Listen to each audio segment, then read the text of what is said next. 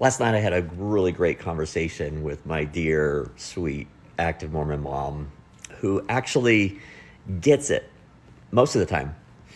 And she lives out in North Carolina, where, along with Utah, where I live, has a more conservative stance on things. And we talked about one of my transgender children and some of the things that she was going through. And we talked about the fact that the majority of this nation, the United States, at least on the right, seems, at least, maybe it's not the majority. I hope it's not the majority, but the whatever amount of people seem to misunderstand the idea that trans kids can't get gender affirmative surgery anywhere. They never could. As a parent, even if I wanted to, there's no doctor anywhere that would even consider giving my transgender child surgery until they're at least 18.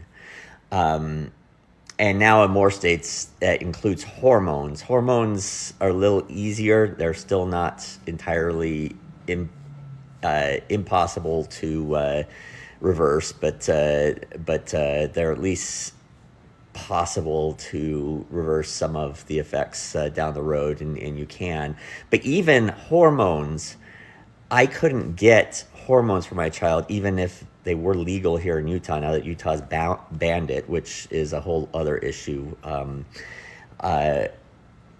Even hormones I could not get for my child without my child first seeing a therapist, potentially a psychiatrist and doctor that could stand behind the recommendation that those hormones would be needed in order to keep my child alive. So I don't know where this myth, well, I do know where, Tucker Carlson, I hope he's gone, but he's probably not.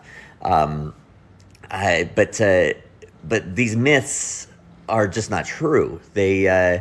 I can't get these treatments for my child without the involvement of therapy. These transgender children have probably been through more therapy than the women out there who are getting breast implants, and some of them they're teenagers out there getting ink and other things at the permission of their parents. I don't have that capability as a parent to make those decisions for my child.